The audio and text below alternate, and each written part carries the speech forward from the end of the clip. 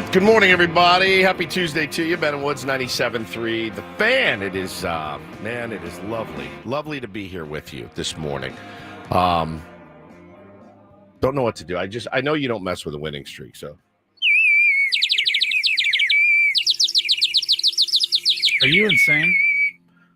Yeah, I mean, I'm not trying to lose ball games for us here. You got to keep the same momentum going. That's not the same momentum. That's the exact same thing. We did it yesterday. We won. I'll do it again today. I don't know what's win. worse, that or the woman on the microphone yesterday during the game. It was a common sentiment yesterday on Twitter. Everyone's like, bird whistle worse or woman screaming. I'm going to go with, I think they're both amazing. I like the sound of both of them because both of them are being done by a Padres fan. So, hey, man, huge Victory Tuesday today. And again, you know, I do feel a little bit like I've been muzzled by the captain over here to my left. I don't really know what to do. I'm unsure of myself now after, you know, the trade deadline What are you Friday unsure about? because I don't know what to do. Continue your tradition of guttural screams after series victories. So now it was championships. Now it's series only. Like, that was a big win last night.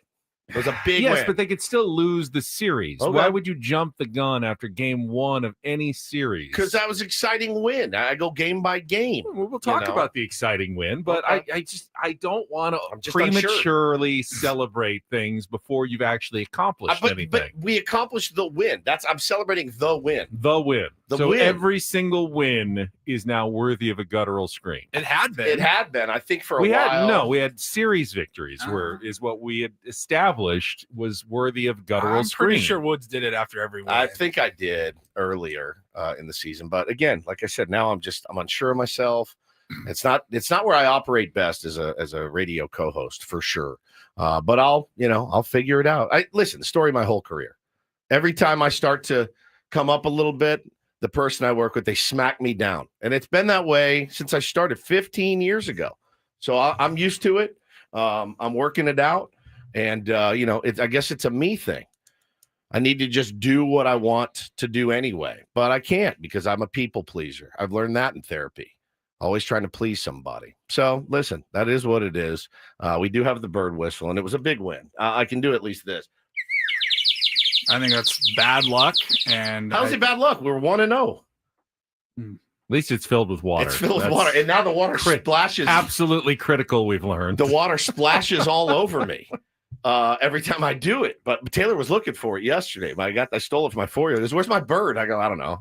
It's in my backpack. I'm keeping it.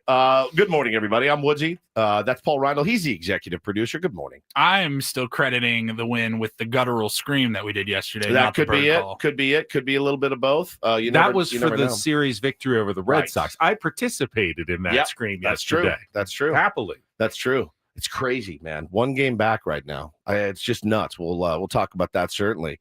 And the muzzler himself, the dictator, Ben R. Higgins. Good morning, Ben. Good morning. Good to see you. I'm also not going to celebrate being one game behind the Dodgers. You have a lot of rules for celebration Well, for somebody that's never won a damn thing. Well, you got a lot of rules for celebration. Being behind is not something to celebrate. I don't depends on your position. Don't think I'm going to celebrate being one game ahead unless it's at the last game of the season, and then I'm going to celebrate the heck out of that one. It's tough, man. But yeah, Benjamin Mussolini. That's exactly what we have. I'm kind of taking a wait and see approach, as I think most long-term San Diego sports fans have learned to take the old wait and see approach of how their team is going to perform over the long haul. I'm encouraged. I'm very encouraged. You could drop dead today and you will have gone out not celebrating. You know, life is very, very short. I say celebrate as much as you can. And I would like to celebrate something real quick before we get started. Our show was 50 days old. My son was 50 days old when we started our radio program. 50. Just a little tight. And that SOB today is getting up and walking right into second grade. So I wanted to give a shout out to my son, Bo. Very proud of you. Very happy for you. He ended up getting the teacher of the year last year. So I told him last night, I go, you got nothing to be worried about. Like for this year, he got last year's teacher of the year. Yeah, exactly. So I said, do you get complacent though once you've won teacher of the year? You're kind of like coasting on your laurels. Hey, I already won teacher of the year. What does it matter what I do this year? I'm golden. That's what I wondered, is like, does he walk in today and the classroom's like dark and dank and there's no decorations because it's like, I already won. Do the kids have to do like some sort of Robert Suarez entry for it? No, I know. The teacher of the year. Yeah, she's all in her head, just massive ego now. No, man. But again, think about that. He was 50 days old when we started the show together, and he's walking into second grade today. Time really does fly. And I'm just very happy for him and proud of him. And I'll be honest, ready to get him back in school. Ready to get him back in school. Ready to get all the kids back in school. Had them all at the house yesterday. I saw that video. It's just bananas. Chaos. It's chaos. It is chaos. You couldn't have orchestrated that. If you were a filmmaker looking to create a scene of childhood chaos in a home, correct, you would direct. Okay, you're going to be over here jumping up and down. You're going to be running through the hallways over here. You're just going to be spinning wildly over here. You take that dummy, you throw it down, and jump on it. Cinematographer's just going to be wildly going back and forth trying to track the shot. It was an absolute masterpiece of childhood chaos at your home. Pete in the chat says, well, she'd need to be teacher of the decade for Ben to acknowledge. Yes. Oh, teacher of the year? Just once? Yeah, BFD, lady. Okay. I celebrate teacher of the decades, not teacher of the years. It's so good. I'm crying. It's so weird. I was so fired up when I came in. I just was like, oh, all right. Well, I don't know. I don't know what we can do. It's a great comment from Pete. Wow. Pete, like comment of the year. Sorry, comment of the decade, Pete. Really, really good. Nobel Prize? Not enough, lady. Gary says. Oh man, but yeah, dude, you saw it. Like you're right. Scorsese could not have done a better job at showing like a chaotic house. I looked around, I go, are you guys out of your minds? Like, what are you all doing? This isn't a zoo.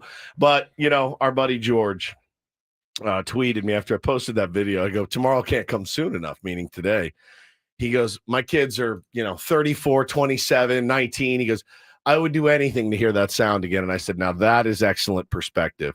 And it's true. But I will say this to George.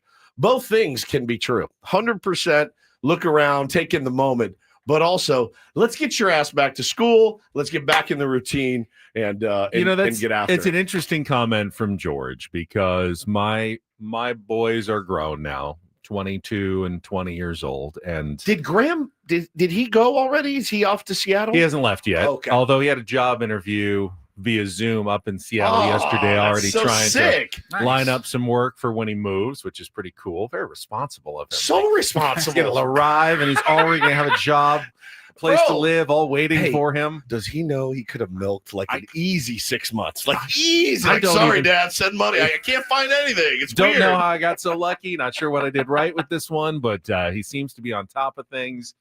But I thought about it because I saw that tweet from George, and you do miss them being little kids. Yeah. Like you can never go back. Right. But at the same time, my boys don't fight anymore. They get along really well. It used to be just constantly constant fighting and it's just constant chaos. And I was like, this is kind of better actually with, some peace and quiet around the house and some calmness. I said to Hannah the other day, we were laying in bed and I go, man, remember when they were babies, like 6 months old babies? I said, remember we would just put one between us and just tickle them and cuddle them. She looked at me and she goes, you're romanticizing that. It was terrible. They screamed all the time. They never sat still. You had to feed them a bottle. They vomited everywhere. She's like, this is better. And I go, is it? Because like I walked out and they're beating each other up with bats, out in the living room yesterday. I said, so I miss when they were little squishy cuddly. The one that's moving away, the younger one, the 20-year-old, he was especially ticklish as a kid, and you just couldn't resist. Yeah, you had to do it. That's he Taylor. Looked so happy when you would tickle him, and just like.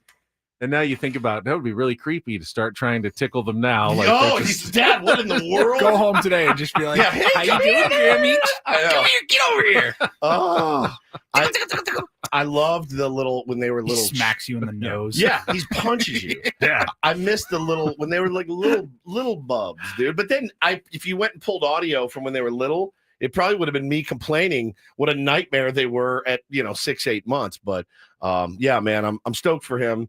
Watching him grow up is crazy. Watching him walk into second grade today, I'm bummed that I'm missing it, but I know my wife will get pictures and video and I'll be able to see it. But it's a big deal, man. It's a big deal. So happy for him and all the kids starting school. I know some parents taking their kids for the first time, preschool, kindergarten, dropping them off. That is a cluster. That's a mind F when you drop them off the first time. I remember sitting we got off the air and I pulled around into the parking lot and I watched like the little recess area and I watched Bo when he was he was like 3-4 years old or whatever. And he's playing with his buddy in the little what do you call it? Playground. And I just sat in the car and wept. And I was like, this dude's in school now. It was really crazy. So to have him being so smart and reading and doing math and all that stuff, it's like, here we go. And the time is certainly flying. But, that's not usually the way the baseball season goes for me. The baseball season can get a little bit draggy at times. But I'll tell you, the way that this team is playing right now, what a joy. What a joy to watch every single night. I felt like this season has gone by pretty quickly. I mean, last night was game 119, and I thought, that is pretty where nuts. did the time go on this one? I know. I mean, it felt like, we were just early in the season moments ago. And all of a sudden, we're down to the nitty-gritty here in the last, 43 games left in the baseball season before is looking optimistically like some sort of October baseball for the San Diego Padres. They're certainly putting themselves in good position, a lot of tension, but things are looking good right now for the San Diego Padres. There's just a different, there's a different vibe that you get when you watch this team. And, Paulie said before the show started, he said, man, when they tied it up last night, he goes, I wasn't sure they were going to come back. And we both said, I had the feeling that they were. I don't know what it is. I don't know if it's that lockdown bullpen, that even when you use 3-4 studs in one game, you're like, I still have 3 studs waiting tomorrow. Like, it's really crazy how it's worked out. It was personally, it was just very deflating when they tied it up in one swing. And we grinded for 6 innings. And the Padres, it takes so much for them to scrape across one run off of Logan Webb, who was just nasty yesterday. And then I'm like, I don't know that we're going to it took a lot to get one run. I'm not sure we got it tonight. Yeah, I was happy to be proven wrong. There's one of those things. It's like, yesterday, Ben and I were in here telling you, you're not going to get any power from Freddie Fermin. You're just not. So you can't count on that. Guy hits a 2-run homer. Again, you're not going to find many sports radio hosts that are like, I was an absolute buffoon. I will tell you right now. Did I not tell you Freddie Fermin was going to hit a home run last night? That's the move. We said it yesterday, like we've been saying. All right, I will amend yesterday's statement saying you will get some 345-foot fly balls from Freddie Fermin. Every once in a while, they will be right down the line, that will go over the wall, which is great. It was amazing. It was amazing. Yeah, Don was surprised by that home run. He had no idea. We all were. It was awesome. And I think I did a Freddie. What? Yeah. What's I going couldn't on? believe it. Was it foul? Fair? I could not believe it. It was excellent. And they're bringing me a lot of joy. The other thing too with this year that I've gotten better at is they don't affect my mood very much anymore. Not even like I get excited for a minute, but you have the 16 minutes of sulk that Pete Fairbanks. I get about 16 minutes of pleasure. I'm going full Scotty Scheffler on this thing this year. I think I'm in a better mental state to deal with wins and losses than I have been before. And I don't want to be a jerk, but it bothers me when people don't. You know what I'm saying?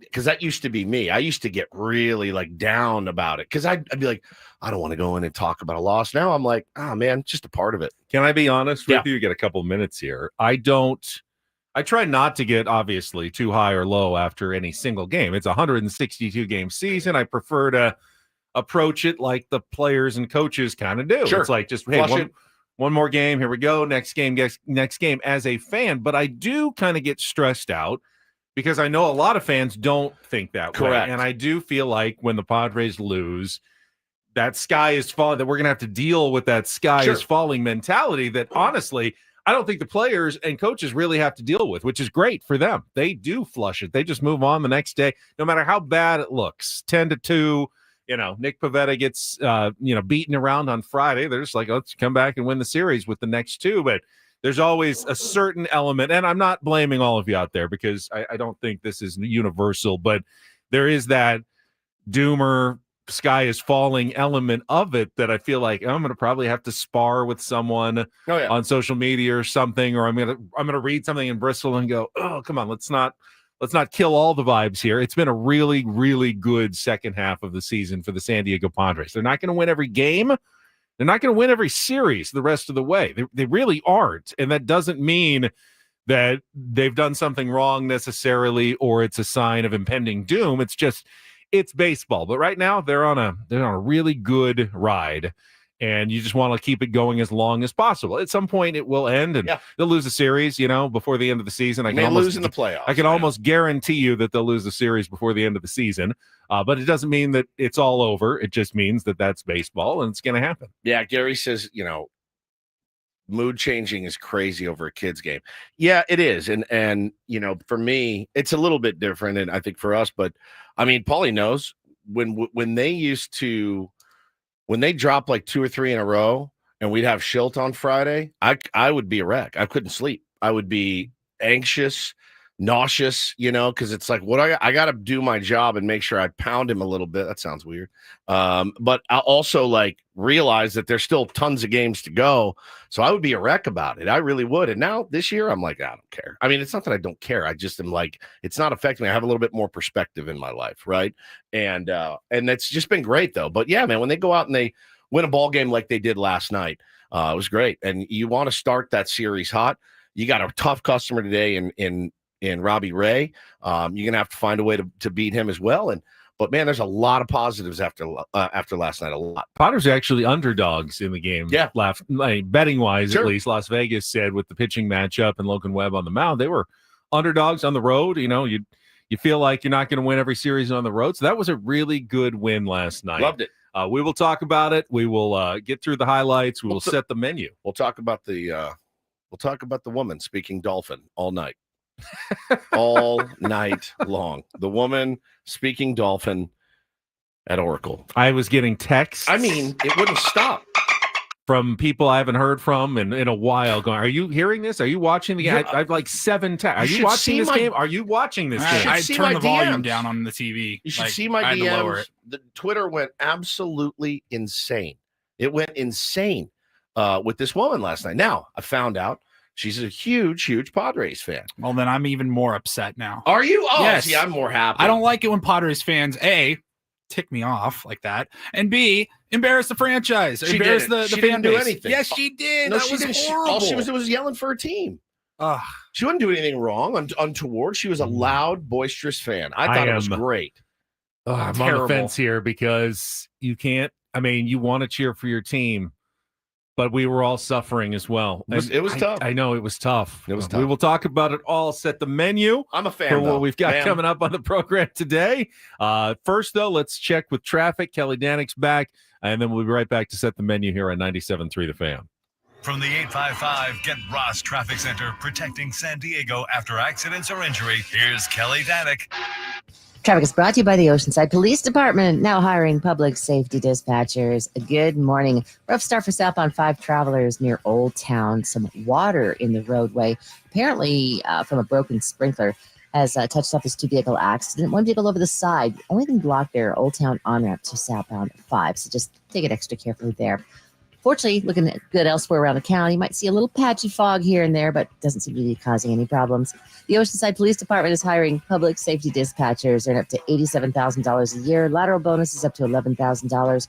12-hour shifts, 3-day work weeks, paid holidays, benefits, and retirement. Apply at joinopd.net. I'm Kelly Danick with Ben and Wood, San Diego's #1 sports station, 97.3 The Fan. Sarah says in the chat here, relax, Paulie. It was a little annoying, but at the end of the day, she was just excited to see her team play and win. Excited. Yeah, you know what? That's what's in, guys. We're Padres fans, too. I think we should give them a pass. I changed my mind. Whoa, they're Padres fans.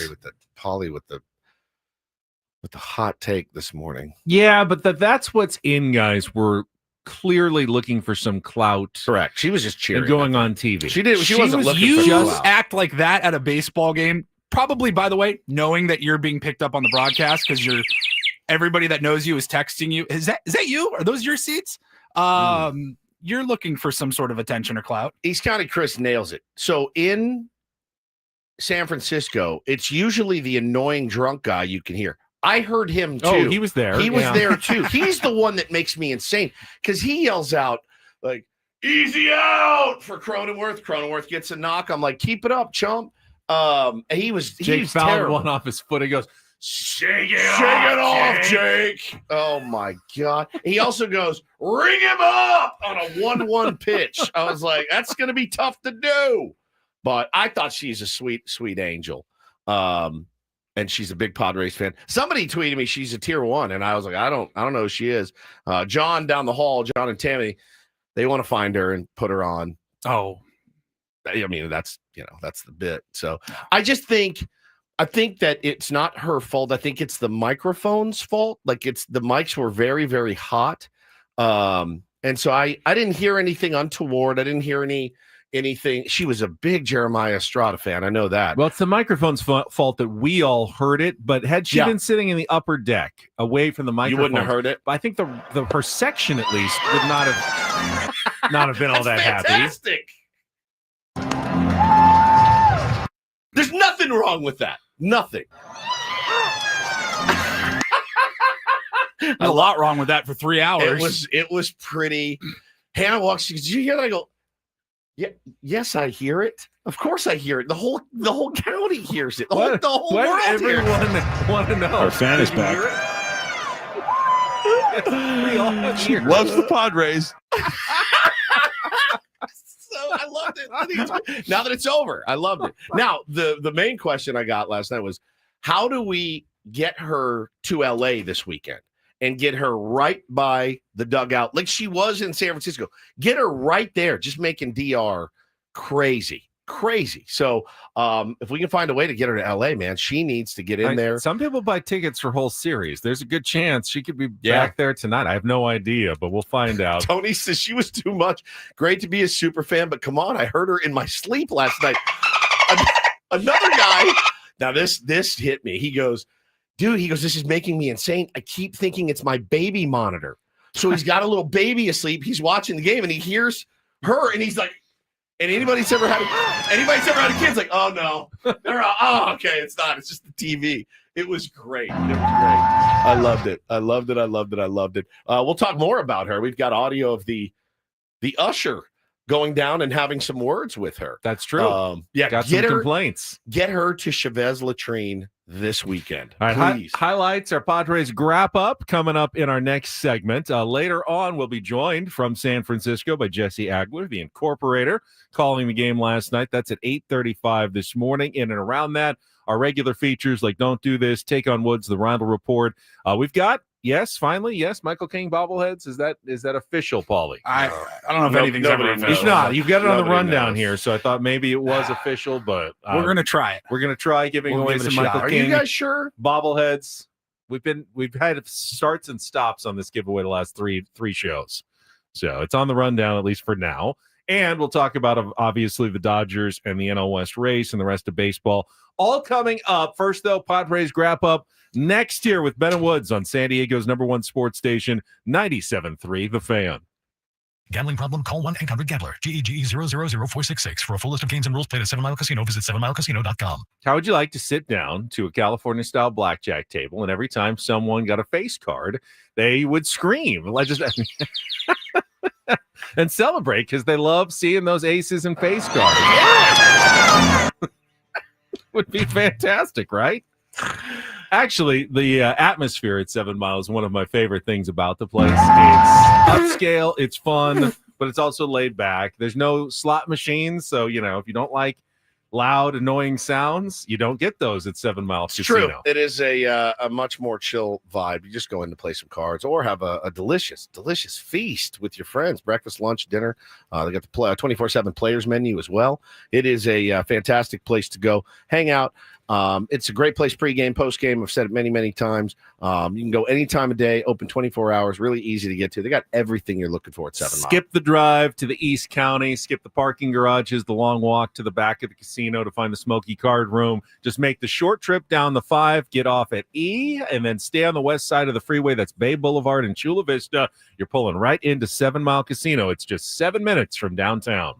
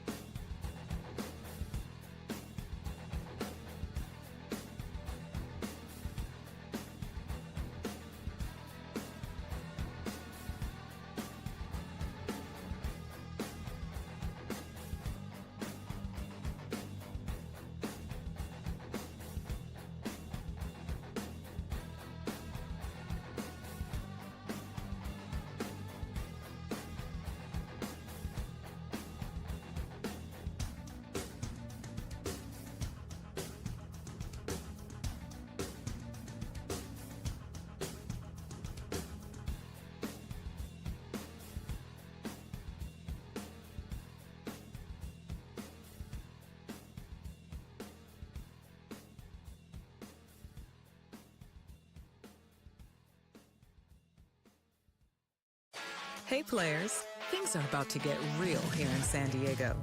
Introducing the all-new Hamul Casino Resort.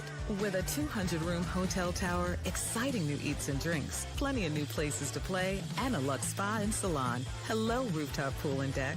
It's where players can play their hearts out and enjoy all the perks that come with it. It gets real this summer at the all-new Hamul Casino Resort, the players' place.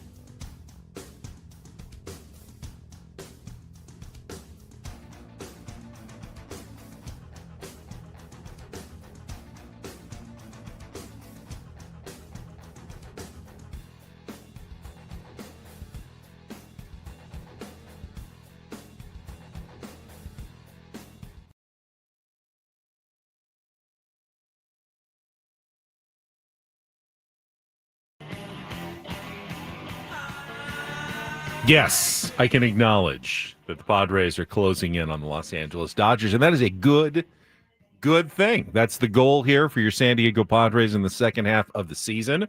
And congratulations to the Los Angeles Angels, who have owned the Dodgers this year. 4-0. 4-0. They understood the assignment last night, and Zach Neto is one of my favorite baseball players. Hit 2 bombs last night. Just phenomenal talent. And again, they're one of those teams where, they're kind of hovering. What are they hovering around 500 right now? 5 games under. 5 games under. They're really not in the playoff hunt in the American League. And they've had this weird year where their manager has gotten sick and is not heard from. Really, I don't know what's going on with Wash. But yeah, they're one of those teams where it's like, I'd like to see them be good. It'd be great to have 3 really good teams in Southern California. Zach Neto, I don't watch a ton of Angels baseball for, obvious reasons. They just aren't that relevant, but he is a really good player. Man. Flies around the base paths, takes extra bases, plays hard. Good player for the Los Angeles Angels. And yeah, they've clinched the season series against the Dodgers, and they're two games away from a season series sweep in the Freeway Series, which is absolutely bonkers when you think about it. And they did it against Yoshinobu Yamamoto last night, who only went 4 2/3 innings. Now, Dodgers fans might argue he got squeezed a bit on the strike zone, which he kind of did.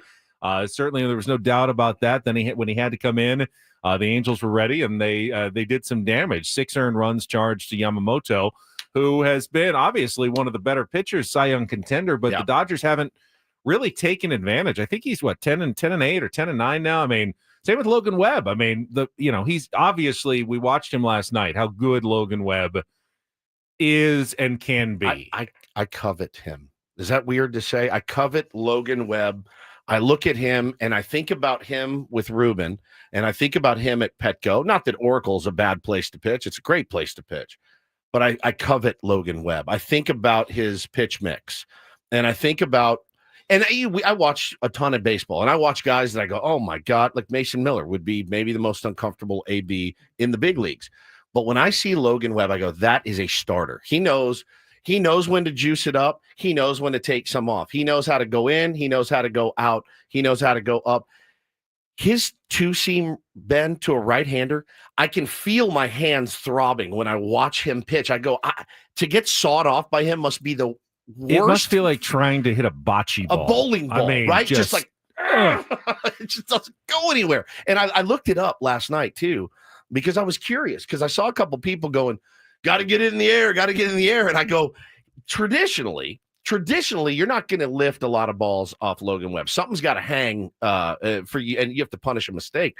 But for him, his fly ball rate is way up this year. He's been leaving some pitches up. So, and you saw it when he did leave them up. We punished him a little bit. I was certainly thinking that Jackson Merrill's little chopper that hit the bag. I was going, well, at least we won't get no hit tonight, because it didn't look like he was going to give up much. In the end, I just got 8 hits off Logan Webb. That's a great job by the offense of just continuing to battle and grind, and eventually, some found holes, and then finally in the 7th inning, he started putting some pitches a little up. As they worked him enough the previous 2 innings that I think the pitch count started rising.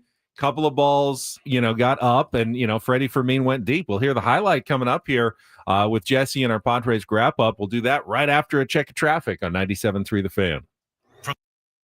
Get Ross Traffic Center, protecting San Diego after accidents or injury. Here's Kelly Danick. Traffic is brought to you by California Office of Traffic Safety. Well, southbound 5 at Old Town, going to see a little activity over to the right shoulder. Old Town on-ramp to South 5 is blocked at this time. To clear this 2-vehicle accident that may have been caused by some water in the roadway by a broken sprinkler. So take it extra carefully there, South 5 at Old Town. Other than a little patchy fog around various parts of the county, we don't have any other trouble spots on the roads. Speeding is dangerous. To other drivers, to people walking or biking, speeding catches up with you. Tickets, crashes, or even worse, slow the fast down. Safe speeds save lives. Go safely, California. From the California Office of Traffic Safety and Caltrans. I love winning, man. I love winning. You hear what I'm saying? It's like better than losing. Miss any of the Padres win yesterday? Ben and Woods didn't. Yeah, absolutely. We've got you covered with all of the highlights. Oh, yes. It's the Padres wrap-up. Brought to you by Hamul Casino Resort. Things are about to get real with the all-new Hamul Casino Resort with gorgeous rooms and exciting new eats and drinks. It gets real this summer at Hamul Casino Resort, the player's place. I want to go fast, but I want to go slow, and I want to go deep. Runners lead. Here's the 1-2. Merrill swings, hits it on a line into right field and a base hit. Fernando racing around third. He's going to score. Gilbert gets to it, sends it in. They'll hold Tatis, and Merrill head first into second base. An RBI double as the Padres get the first run of the night on Jackson Merrill's third hit of the game. 1-1 to Denver's. Another hesitation. And the pitch swung on, hit in the air to left center field. Long run, Merrill into the gap. On the move, looking up, gonna go. Field, Devers a game-tying home run here in the bottom of the sixth inning. Potential go-ahead run-in scoring position with nobody out. And the 1-1 grounded to the right side. That's through the base hit. Johnson being waved on his way. Gilbert's throw to the plate is not in time. And the Pods go back in front on an RBI single by Jake Cronenworth. It's 2-1.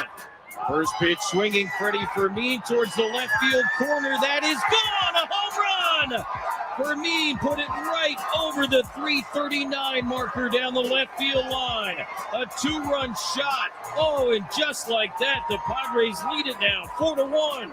3-2 to Elliot Ramos. Mason Miller set. Here's the pitch. Ramos swings and misses. Strike three. 1-0-3 up and out of the zone as Mason Miller strikes out the side in the bottom of the eighth inning. Pitch 10 of the at-bat, and Smith swings, hits it in the air to left field. Bryce Johnson coming in. He is there to make the catch, and the ball game is over. Padres come to San Francisco and take game one, 4-1. Not a lot of drama this time at Oracle Park. And now a couple of eyes will peek over to that out-of-town scoreboard as the Dodgers and Angels play in the bottom of the eighth inning. Yeah, a ton of balls on the ground early. The guys stayed with it. Changed their approach a little bit later on, and Toddy getting going, and Jackson with the big knock, and of course Sheetsy, man. What can you say about Gavin Sheets? The guy kept his head in the game, hadn't been able to get the at-bats that he was getting early, and accepted like a pro, stayed ready for his teammates and himself, and got the base hit, and then he got the big double. God, I love that from Sheets last night, Benny. I love that so much. We talked about him maybe getting a start because of the good numbers or decent numbers he had against Logan Webb. And Mike Schilt agreed. He's always good about going through and praising all of his players after the game. But he left someone out that I think we both agree deserved a lot of credit last night in the Padres 4-1 win. Mike Schilt.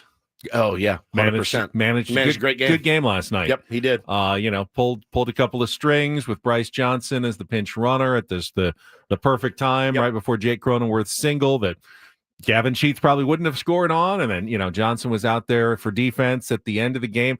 And I will admit, I was the biggest Bryce Johnson champion on the San Diego airwaves for like a 2-week period. About 3 weeks ago. Yeah, let's give Bryce Johnson a chance out there. I had totally forgotten he was still on the 26-man roster. Yeah.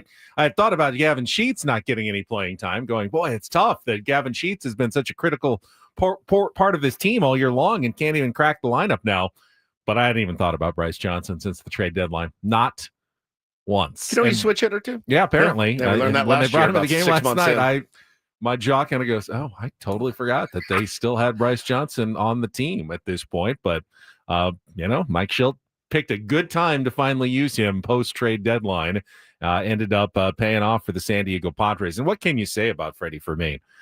We got on board quickly. I mean, the first initial reaction was panic. That was a steep price to pay. 2 starters for a backup catcher. Oh, just okay. Kolek for some backup catcher. Yeah, no problem. Kolek and Berger. What the hell are we doing? But then, quickly we start getting scouting reports from Kansas City, how much he was loved in Kansas City, and how he was ready for the next step. Guy could not have been more ready to take that next step. He has come in his really first opportunity to ever be, an everyday catcher, or as much of an everyday catcher as you're going to see in the big leagues nowadays. And he has done nothing but perform. I mean, really, and he is quickly I think ingratiated himself in the team. The pitching staff seems pretty comfortable with him. Yep. I mean, it's not easy to catch you, Darvish. That's a not guy easy to catch Mason Miller. No, either, I mean bro. these are not the easiest pitchers, especially the diverse arms that the Padres have. And he's done a really good job. But not perfect, but he's hitting like 385 since the trade deadline. And while yes, we both said you're not going to get power from Freddie Fermin, he even got one over the fence last night at a very opportune moment to give the Padres the cushion they needed to pull off that win. You see the smile on his face after the game? I mean, grinning ear to ear, knowing, man, I just yacked one out, a 2-run homer that, gave us a little bit of cushion. And back to Gavin Sheets for a moment. I thought this was pretty badass from Fernando last night. Fernando on his story has a picture of Gavin Sheets standing at second base after the double, tags him in it. At G Sheets 24, your day, fire emoji. These guys are really playing hard. They're playing together. They're kind of, I thought that's kind of the right strategy against a guy like Logan Webb, like the rope-a-dope, try to get his pitch count up. And, he can go 100 pitches. Mud was talking about it last night. He's gone as much as 109.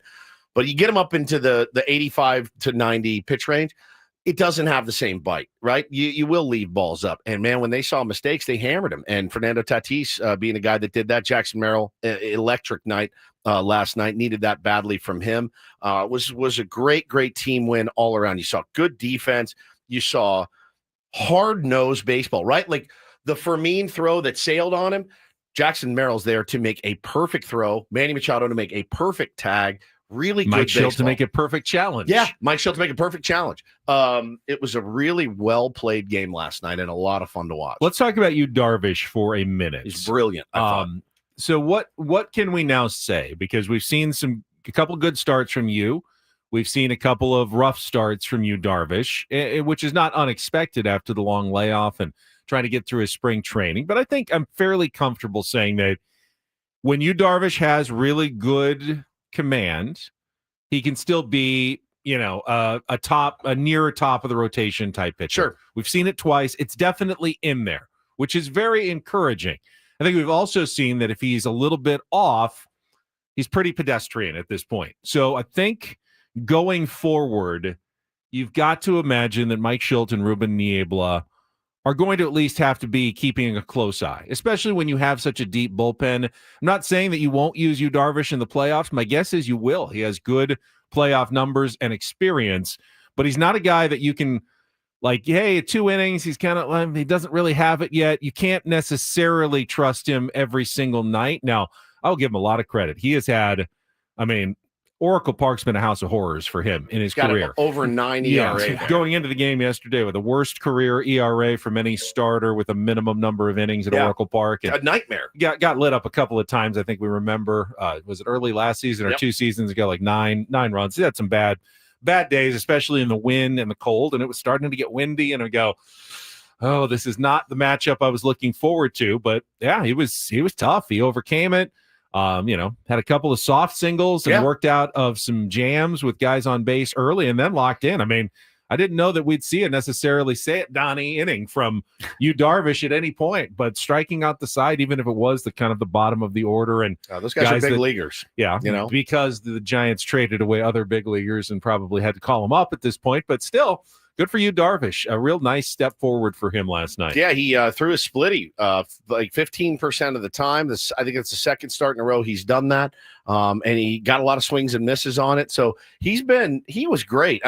Rafael Devers touches you up for a opposite field home run on a pretty good pitch away. You tip your hat and you move on. I think it was huge, him getting through 5 complete for us. That's exactly what we needed. You had rested guys. It was deployed. They were all deployed perfectly, and just a really good win. And, it starts with him, man. It starts with keeping those guys from touching home plate. I thought he was brilliant. Eric K. in the chat says, who would you use besides you in the playoffs, Ben? And I wouldn't. I would start you, Darvish, although he would definitely probably be my 4th starter in a 7-game series, and he'd be the guy that I'd probably have the closest eye on. Remember last year, he was like your number 1. He was your ace, so you pitched twice against the Dodgers in a 5-game series. So I can't yell after a win, but you can plot our playoff rotation right now. This is what I'm not understanding. No. But you said it, and that's why he asked the question. I can't yell after a win beating Logan Webb. I can't be like, yeah, hell yeah. But you can plan and plot our 7-game Padres starting rotation. I'm starting to already. I don't understand the rules here. I get this anxiety. Usually mid to late September when the Padres are making a run to the playoffs. Yes. I get anxiety about people just staying cool. Just calm down. Just be normal. Just calm down. Relax. Everything's fine. Like, just calm down. I'm pretty calm over here. I celebrate. You're not. You're irate not. right now. You're irate. And sitting here planning the World Series parade. I mean, it's always good to have plans. But whether you need them or not, you'll find out. But plans change so always fast. Making plans about what's going to happen in the future. Did you like Pulp Fiction? It's one of your favorite movies. One of your favorite. I can't believe this is the same car. Let's not go blanking each other's blanks. I'm not. You're simply plotting Yu Darvish in Game 4 in a 7-game series against the Dodgers. I'm simply also, keeping my future options open as to what may transpire for the Padres. Now, again, guys, are we going to be able to make that trip to Toronto in the World Series? I mean, that's a long flight, international. I was thinking that the Blue Jays are one of the teams that I like in the American League. Well, still to go to the World Series. Yeah, I'm with you. They look good. The Red Sox too. Yeah, after seeing the Red Sox, I think they're a legitimate contender. Yep.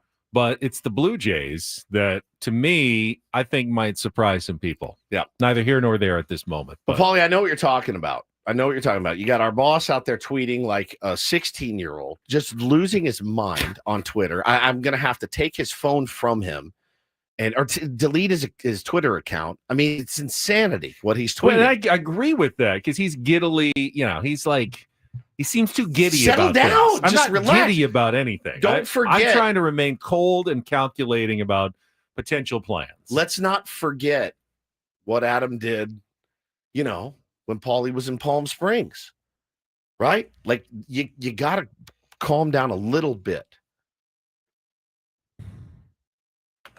The Padres have slayed the dragon. We did again. We did not. We did not slay the dragon. That's what I was talking about. That's what we're talking about. But he's so fired up. So I just want to understand the rules here. I get excited about a win because I like to win. I love to win. So I want to be excited about it. And you tell me I can't, only if we win the series. And then you're like, but in Game 4, I'm throwing Yu Darvish in the playoff series. We're not even clinched yet. Adam's talking about we're going to be in first place. Yeah, but I'm not giddily down. excited about it. I'm like cautiously optimistic about it. I just want to understand. I'm trying to remain cautiously optimistic about the future. Adam just told me to lighten up in the chat. You lighten down. How about that? I'll lighten up if you lighten down. Do we agree on that? Woods lighten up. Oh, man. Adam. Just everyone be cool. Just be cool. Cool. And McKee says, can we get a cautiously optimistic scream? Yeah. I think that's... Woo! Yeah. There you go. Yeah. That's me. Yes. That's... I think my really state of being is cautious optimism. I agree with that. I'm almost always like a positive person, and I think good things are going to happen. Except when we add a bunch of pieces at the deadline. But I'm very cautious about it. But I'm always very cautious about it as well. And it's not just me. I mean, again, it was our general manager that took you to the woodshed. It was our general manager that because I was cautiously optimistic. I never said I didn't like his moves. I was cautiously optimistic. I just wasn't ready to celebrate anything yet. I was wanted being cautiously optimistic. Him tuning in to get a little bit of juice, to be excited, to like hear, to get a little pat on the back, because he takes a lot of S. He does. He takes a lot of S. He has from this show and every other show. He wanted to get a little bit of a taste, and Ben comes in and just belts him. Morning, guys. Morning, AJ. Sorry about that. A belt to the back of the knees. So again, I'd like to be known as San Diego's most cautiously optimistic morning show host. I think you've got the market cornered. I think you've cornered cautious optimism. Yes, incredible. Yeah, sounds like it. It's my favorite. It's so good, so good. He didn't want the caution. No, he did you not. don't want the caution. He just wanted optimism. He doesn't want the caution. I'm a cautious person. It doesn't make I drive slowly. Yes, I'm you cautious Yes, you person. do. I've driven to Arizona with you. You drive very. Paulie lapped us when he went. He went to Arizona and back and still beat us to the golf course that day. Yeah, so Totally. I will say good job. And Sounds like it. Sounds like it. Oh, it's epic. Absolutely epic. All right. I'm excited to talk to Jesse Agler today. Find out about his take on the screaming woman, because they heard it. It was all over the broadcast last night. I'd like to track her down. If anybody knows her, give her my info. You're okay with it. I was okay Paulie's with it. anti. Yeah. I am. You're cautiously optimistic. Yeah, cautiously in the middle. I'm cautiously in the middle. I love it. On the debate of last night's crowd mic screamer. We'll talk about that coming up. And don't do this, so it fits kind of well in our next half hour of Ben and Woods on San Diego's #1 sports station, 97.3 The Fan.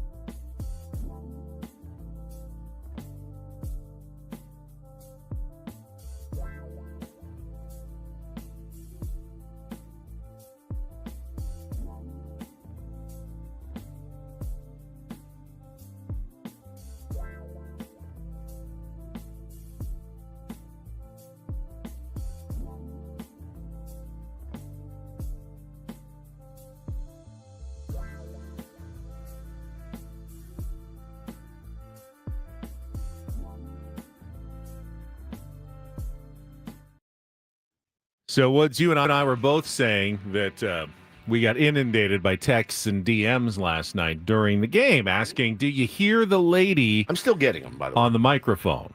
And we're like, yes, we have ears just like you do. Your TV's not broken.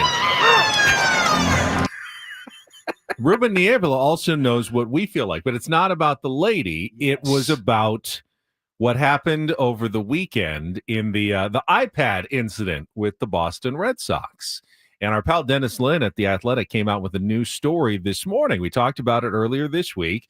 The shot from the television camera of one of the Red Sox coaches looking at an iPad that showed Robert Suarez on the left, and it said like FB for fastball. And then Robert Suarez on the right, kind of showing his grip a little bit more and saying CH for changeup, a primer for players to try to pick up a tell and perhaps signal to the batter what pitch was coming.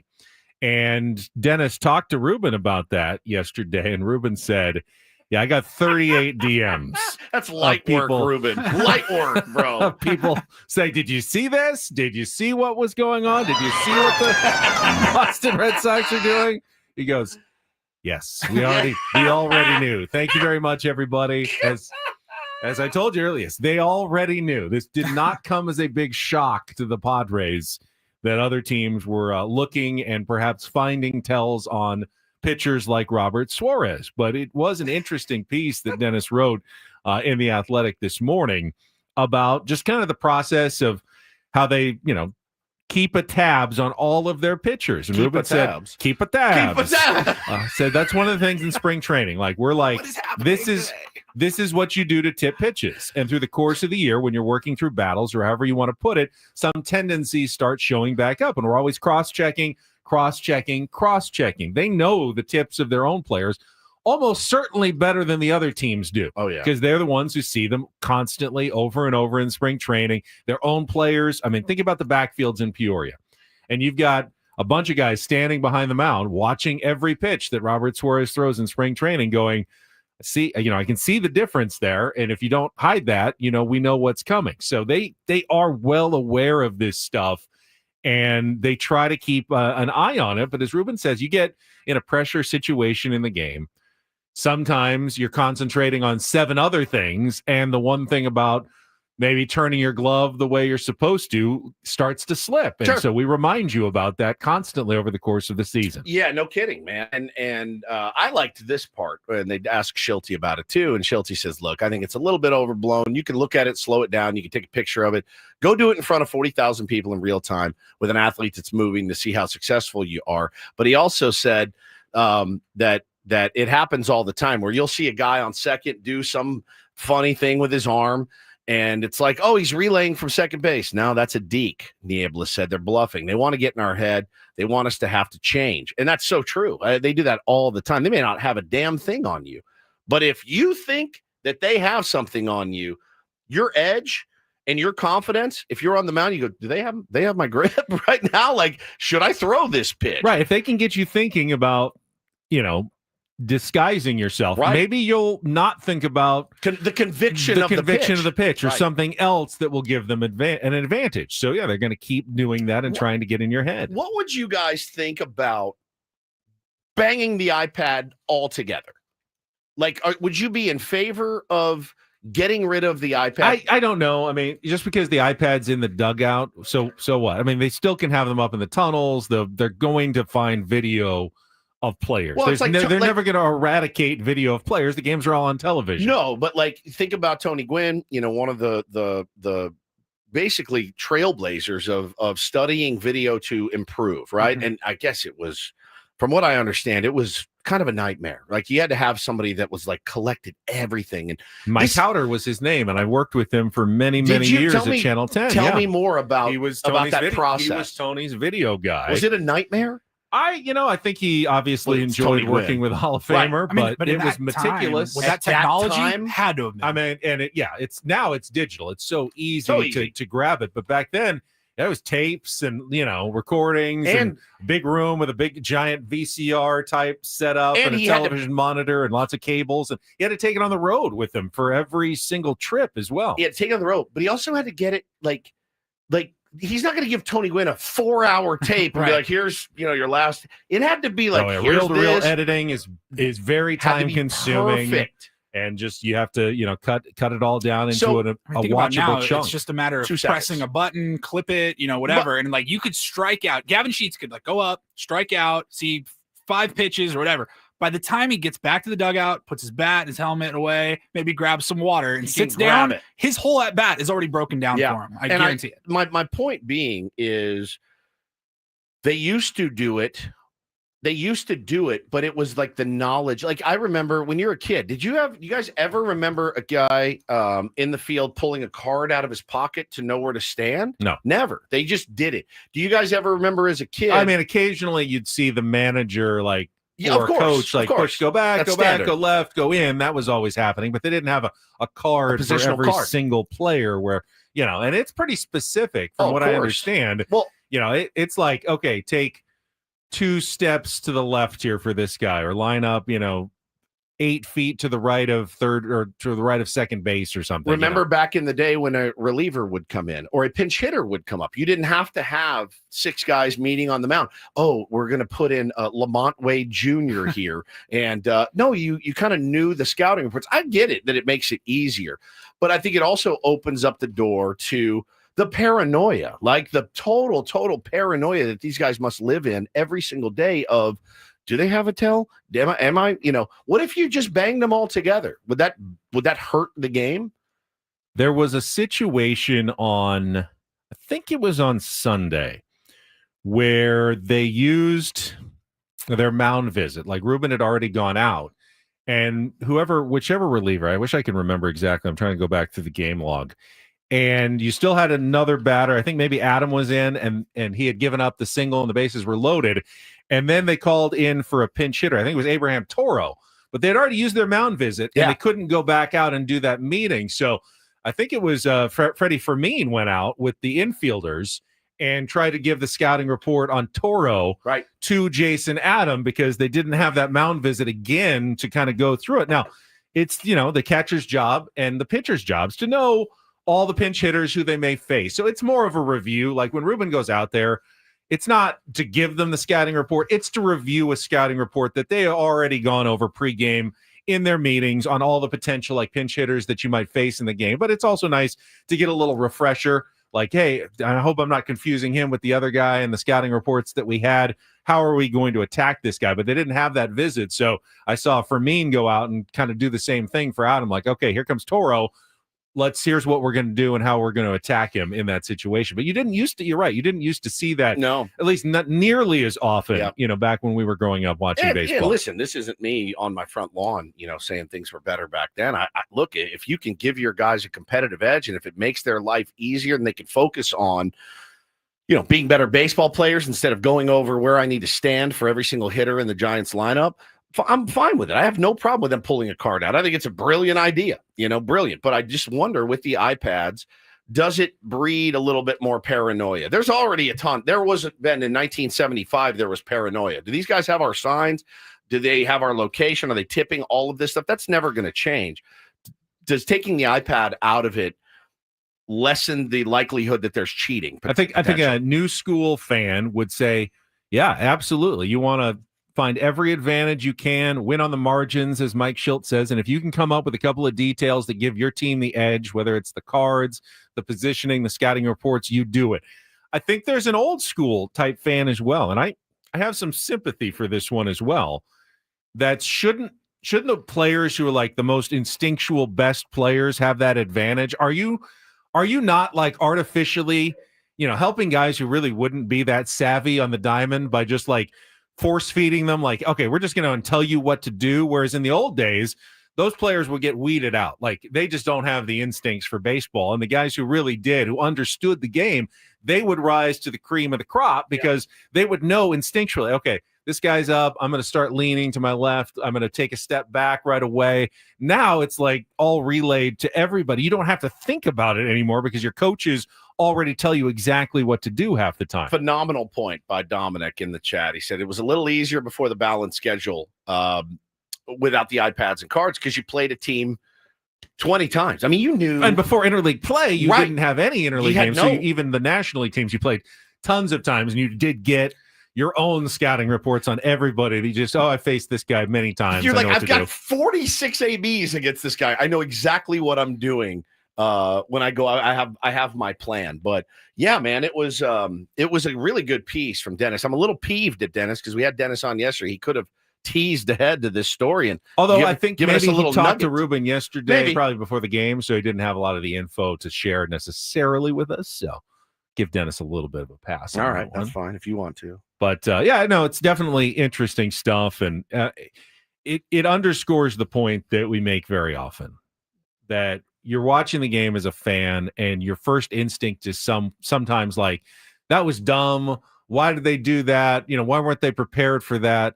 And the answer is almost certainly they were. They saw that and 10 other things that you didn't see, before you even thought about it as a fan. They put so much time into making these plans. I heard Mike Schilt talking about it yesterday in his pregame scrum, just the meetings that they go through, like before the game. Who's going to come in the bullpen? Like, who's coming in that game? In what innings? And he goes, you can never know for sure, but we go through every single day. Okay, here's the guys that definitely we could go for an inning. Here's a guy who can go an inning plus. Here's a guy we might just want to try to get one out at the end of an inning based on how they feel. Like, they throw in the game, they meet with the guys, they go, how you feeling today?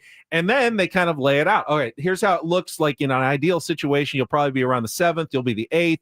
You're going to be an earlier guy. Yeah, occasionally you have to mix up those plans, but it helps the relievers then when they're starting, plyo ball in the 3rd or whatever. They don't have to be like, at a moment's notice, I could have to go in this game in the 3rd inning. They're well prepared for the plan already by Ben Fritz, who is in charge of that, the bullpen coach, as well as Schilt and Niebla, who go through these things every single game with all of their relievers before the game. It's exhausting. It's exhausting to think about. Oh, the coaches put in so much time. work. There's a reason Mike Schilt, when we have him on in the mornings on Fridays, and they're on the road or even sometimes at home, he's already at the ballpark. Yeah. Because he's got so many things to deal with for every single game and plans to make for every single game. It's maddening to think about. And then you win that game and you're like, oh my God, I got to do this again. I got to do this again. I got to prepare for this. And every stone you have to make sure it's turned over. It's just nuts. It's nuts to think about. But, look,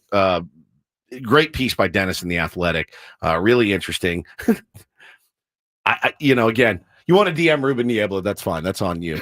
He knows. They know. They're working on it. I asked Schilt about it 3 months ago when I think it was with the Giants, actually. I think it was the Pavetta and Andrew Bailey thing. And Schilt was like, no, I mean, we know we got guys that do that stuff too. So always looking for an edge, always looking for a tell. But I love that part of baseball, that minutia part of baseball where you think about trying to get the edge. I love it. I think it's riveting. All right, don't do this. Do this coming up next. Enrique in the chat wants to know, what screaming lady is everyone commenting on? Well, Enrique,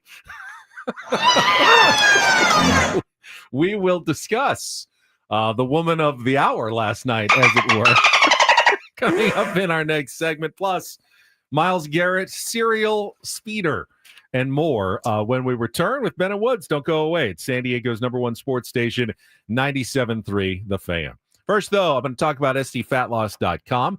SDFatLoss.com is the program that I used to lose 40 pounds in 60 days. You say, that sounds impossible. I get that a lot. Like, you lost 40 pounds in 60 days? I would have thought so as well. I thought it would probably take longer. But honestly, once the weight started melting off, it just wouldn't stop. And I got into a great groove of, what to eat and when to eat, thanks to my counselor who set it all up for me. And when the 2 months was over, my life was changed. My back pain, gone. My knee pain, gone. Obviously, you feel better. You look better in the mirror. It's fantastic. This is a program that anyone can do. There's no injections. There's no surgery. There's no hormones. You don't have to buy any shakes or bars. It's simply food you normally eat from the grocery store. They'll tell you how to do it. I ate a lot of chicken. I ate a lot of steak. I lost the weight fast. And now I have kept it off because it's a sustainable program. When it's based on real foods, you're not then changing from bars to all of a sudden you're trying to eat and go back into your regular life. It really helps you so much for long-term weight success. I've done it. Tony's done it. Chris Ello, Matt Scraby, John and down the hall has done it. Everyone's had success. So many tier ones as well. Sign up for the program today. Get a free consultation at sdfatloss.com. And when you start, you're going to get $200 off here in the month of August. $200 off at sdfatloss.com. That's sdfatloss.com. Results may vary.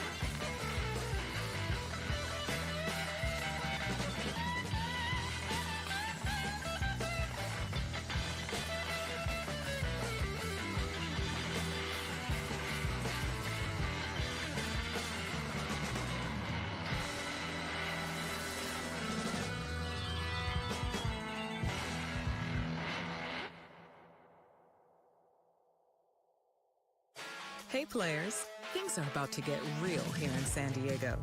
Introducing the all-new Hamul Casino Resort. With a 200-room hotel tower, exciting new eats and drinks, plenty of new places to play, and a luxe spa and salon. Hello, rooftop pool and deck. It's where players can play their hearts out and enjoy all the perks that come with it. It gets real this summer at the all-new Hamul Casino Resort, the players' place.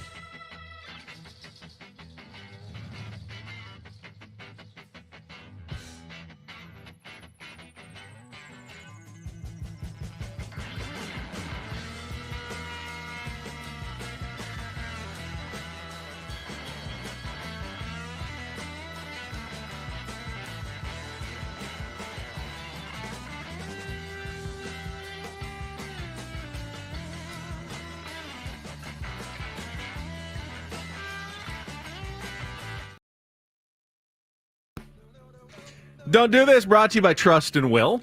Don't. Leave your entire estate, house, kids, and life savings up to chance if and when you die. Do. Set up a Trust or Will online at trustandwill.com. This is a lot more affordable than you think. Visit trustandwill.com for more info. And Woods is going to get us started today. Sick. I'm sick to my stomach right now. Are you? Oh, I can't believe this. Can't believe what? Exactly. This is insane. Shohei Ohtani is back in the news, man. Another, I guess, mini scandal here. A Hawaii real estate investor and broker are suing Shohei Ohtani and his agent, claiming that they got them fired from a $240 million luxury housing development on the Big Island in Hawaii. Wow. That they brought him in to endorse. And so according to the lawsuit filed in Hawaii Circuit Court on Friday, Ohtani's agent, Nez Balelo, increasingly demanded concessions from developer Kevin Hayes and real estate broker Tomoko Matsumoto before demanding that their business partner drop them from the deal.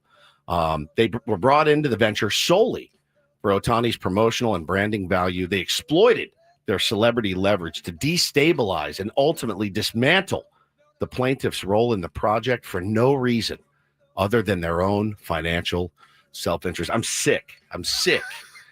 This is the face of baseball, embroiled in yet another scandal. I read this story, and I honestly, I could not make heads or tails of it at all. I'm not surprised. There's a violent criminal. So here's the only thing that I got out of it was there's a development, like a 14-house development on the Big Island of Hawaii. I'm sick. And they got Shohei to basically commit to buying one of them. One condo? One house in Hawaii. And I assume at a extremely discounted rate or free, so they could promote him as this is where Shohei lives to try to sell the other 13 at inflated rates. But then I have no idea what happened after that. The business partner is the one who fired these guys, not Shohei. They didn't work for Shohei. Oh, the agent, business partner. No.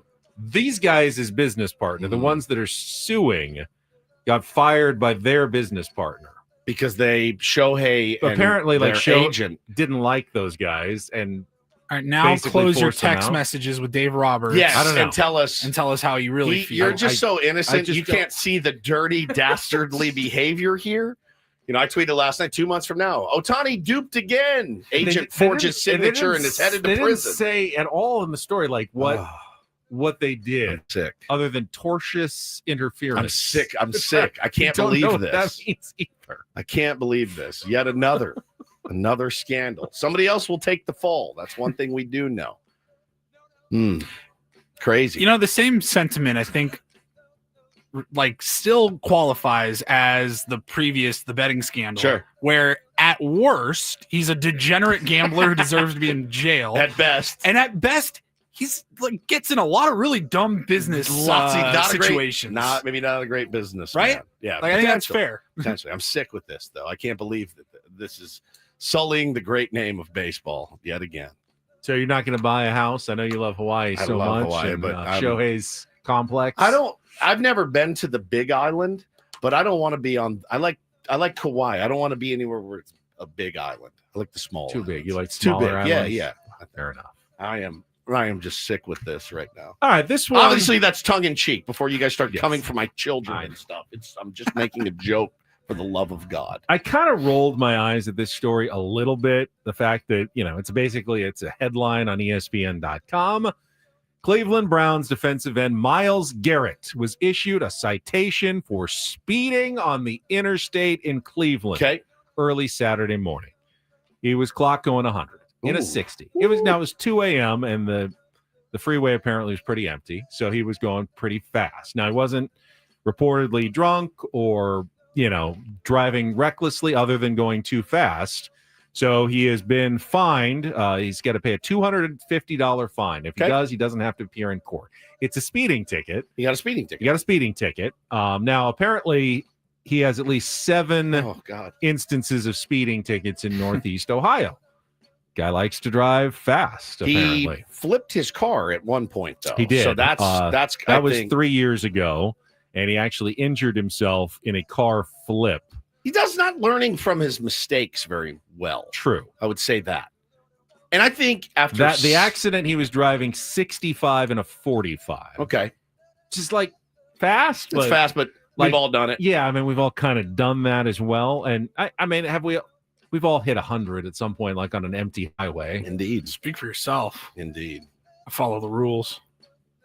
I mean, I'm a slow driver. You're a slow driver. Even when it's like you drive into the desert. I've done like a late night drive to Arizona, and there's like no one around. You can just haul ass. All of a sudden, you look down and you're going like 97. Well, and it's like there's no one there. Number it's one, pretty easy to. You're not Myles Garrett. Number two, he's already been in a bad accident. Flipping his car. It's just one of those things where he likes to drive, right? And apparently, he likes to drive fast. How many times is he going to get away with it before he hurts someone else? And that's the thing, man. That's the deal. Like driving 100. I mean, for normal people, your insurance starts getting really expensive. All the points on your license and stuff. Yeah. Normal people, I don't afford it. I would think, but I think I would get a driver. I think I would, and I know he likes to drive. See, but that's I think the thing. You got to take yourself driving. You got to take yourself out of the equation. Would you tell your driver, "Hey, but go you need really to drive fast. really fast"? Go really fast. For me, I don't know. I mean, Myles Garrett's a really good player. You'd hate to see something dumb happen. Sure. With another mistake. I get why they put it up there. Seven speeding tickets is a lot. Just be careful out there, man. Right. Be very, very careful. All right, and then for do this. DD mega doo-doo. We've talked about it a little bit this morning, but I initially did a complete 180 after our beloved Padres fan my beloved Padres fan at Giant Stadium last night at Oracle Park. You're screaming for you've given me a fairly convincing argument. Yeah. If she really is genuinely cheering, and she's not trying to be obnoxious. She was not. She's not using like some fake high-pitched voice that's not her normal. If that's her normal cheering voice, and she's just really excited, and she's not drunk, I don't know. Santa's back. I mean, yeah, it's not easy to listen to, but she's not doing anything wrong. In fact, the usher, do we have the video of the usher? The usher, Paulie. And he gets to do this for how he handled this as well, because this was posted on social media. One of the ushers at Oracle Park went up to talk to her later in the game after, she had been heard over the broadcast and in the ballpark all evening long, and just kind of gave her just kind of a nice little talking to. Yeah. Hello, are you all right? Are you all right? You're kind of over anxious here. You're getting complaints. Well, you don't have to be too quiet. You don't keep standing up yelling like crazy. It's good to yell for your team. I'm not trying to stop you. Aren't you? All right. You haven't been swearing, so you're all good as far as Haven't been swearing, so you're all good there. But just take it down a notch, I think is what he's saying. I'm getting complaints. You're not doing anything wrong necessarily. You're just yelling for your team, but maybe just tone it down just a little bit. He's asking. She got in the heads of those guys, and she was right by the Giants dugout. So that's why I'm giving her a do this on Ben and Woods today. I thought the usher handled it really well. I thought he did. I thought he did trying to do his job. Yeah, both of them. Without necessarily overstepping his bounds, because I'm sure there were a number of people in the section who go, "Can you talk to that lady? Yeah. She's impacting my experience at the game."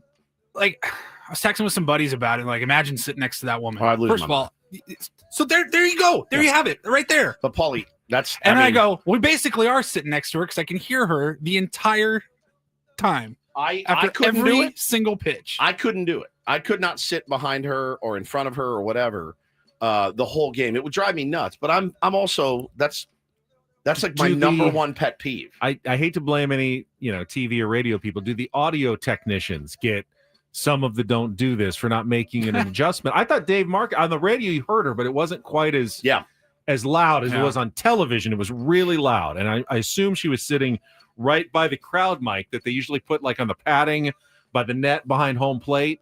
That's pointed out to get the sound of the the mitt popping and the crack of the bat. That's part of the sounds of baseball. If you turn that off because you don't want to hear her, then all of a sudden they're going to swing. It's just you're not going to hear anything. Tony just has like a mallet and he's just like the old school and the double end. Brockmeyer. Yeah. She was great. But again, it doesn't mean I would be happy sitting behind her all night because it was annoying AF. Because it was annoying, but she was doing her thing, and I want to let her eat. You know, she's out there, she's having fun, she's not doing anything wrong, she's just screaming and loud. But it would grate on me after a while. Sure. I don't know. It's just when John Boy and all these other outlets are like Padres fan on the broadcast, and I'm like, good for her. I think she she go was, one day without being embarrassed as a fan base. I'm not embarrassed. But again, if you had paid a bunch of money to sit in those seats, Yeah. like you made it, I want to go Oracle Park. It's my one game a season. I paid, $600 for the tickets for my family to go down there, and you're sitting like right behind her the whole game. You're yelling. It maybe kind of ruins your experience. We should invite her back to Philadelphia with us to go to a game, and she can do that there. That'd be fine. It would be tougher there. But I mean, again, you don't like it, cheer louder. If a Giant fan, right? If you don't like it, drown her out. I'm Padres fan, and I didn't like it. Drown her out. I mean, if she's listening, or if anybody knows her, we'd love to say hello. I'd like her to record a couple things for us. And that's Don't and Do This for a Tuesday. That was Don't Do This with Ben and Woods on 97.3 The Fan. All right, we will still have to get Jesse Agler's take on it, because I'm sure he could hear it as well. We know Mug could hear it during the TV broadcast. That's coming up at 8:35. Also, the rest of baseball, including the Padres picking up another game on the Dodgers in the NL West standings. We'll talk about that coming up next on San Diego's #1 sports station, 97.3 The Fan. Quickly, gang, let me tell you about Loan Pronto and the fine work that they are doing right now. If you are maxed out on your credit cards, nothing to be embarrassed about. I totally get it. If you're struggling with high interest debt, you can pay it all off in days with Loan Pronto's rapid equity loan. So if you do own a home, get cash out now without touching your low rate first mortgage. No appraisals, no waiting, no BS at Loan Pronto. The rapid equity loan program is pretty incredible. They've got instant approvals. They got low rates, no hard credit pull up front. And so that equity is yours. Use it to get cash out to consolidate your debt down to one easy low monthly payment. Call Loan Pronto now. Get a free instant appraisal for your home. See how much cash you could potentially get out. They are A+ rated by the Better Business Bureau. They got nearly 2,500 5-star Google reviews. Services off the charts. Call now. Get the conversation started at 619-207-4336 or go to loanpronto.com. Poke around there. 619-207-4336. Get debt relief now at loanpronto.com. Equal housing lender. NMLS 1661781. On approved credit. NMLSconsumeraccess.org.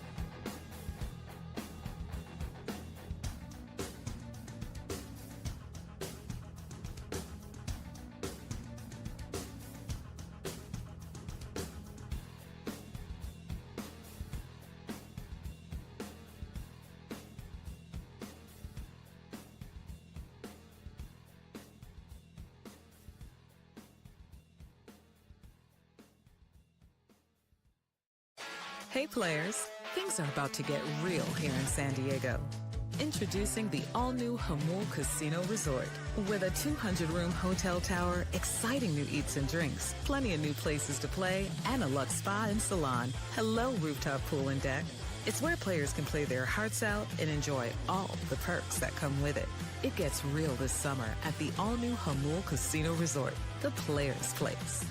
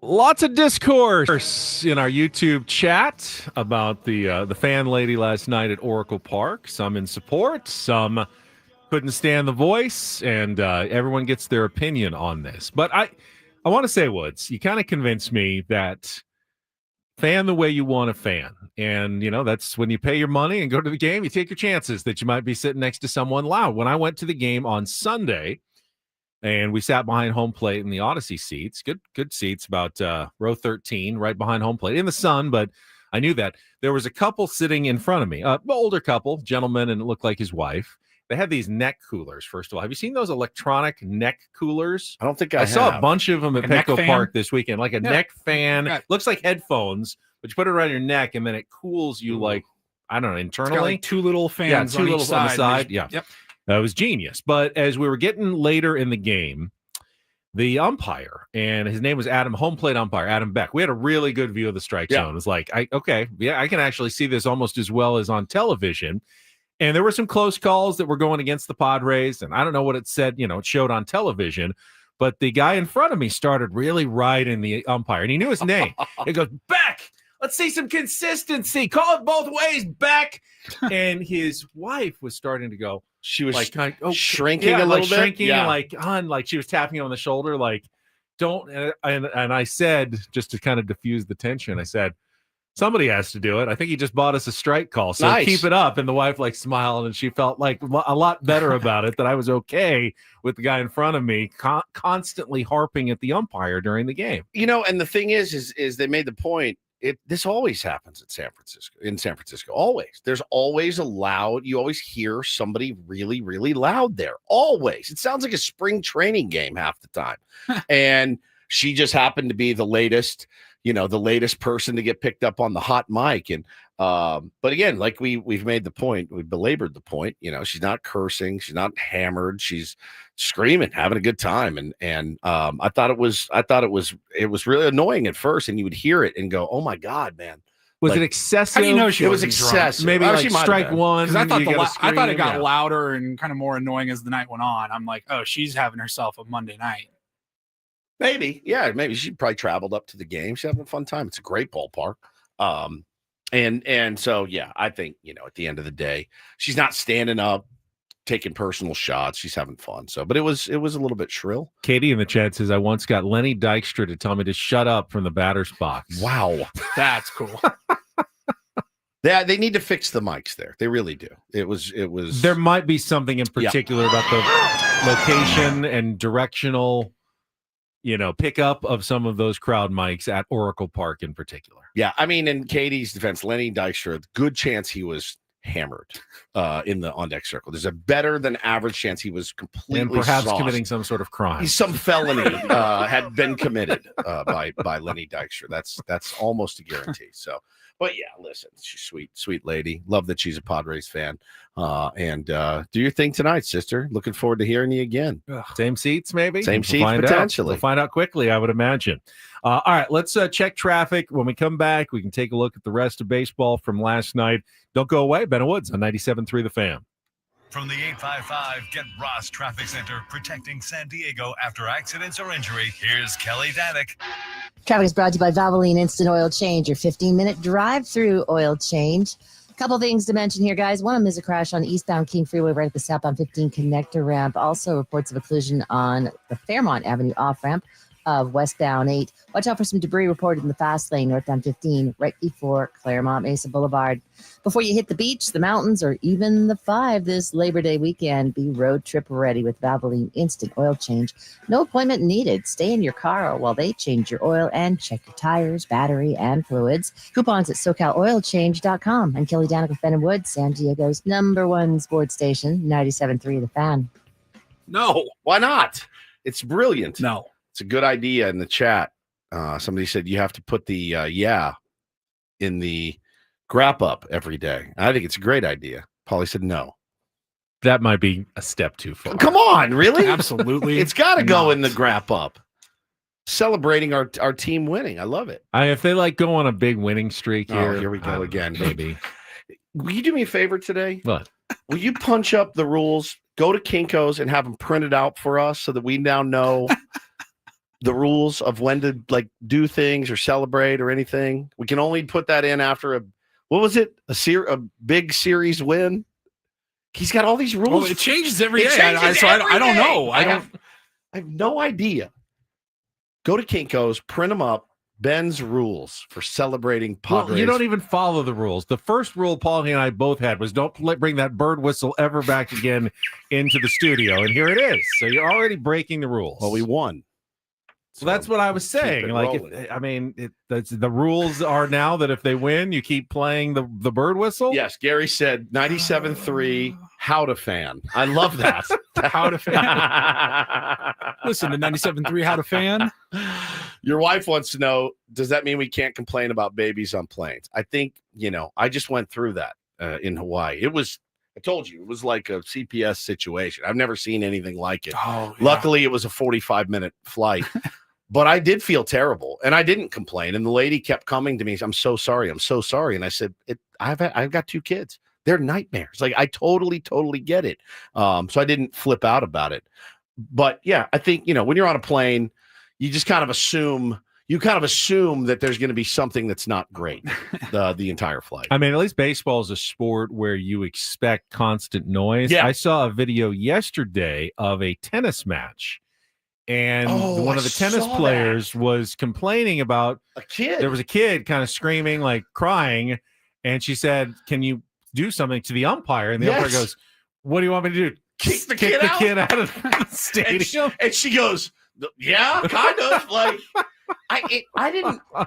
Tennis has always been quiet, right? Golf and tennis. Golf and tennis.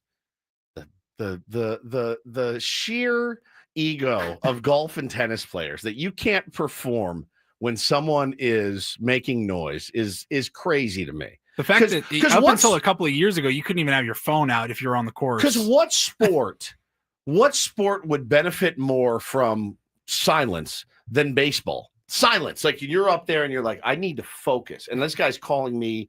Right. I mean, golf, the ball's not even moving. It's not even moving. It's not even moving. It should be the sport where you could be the lead.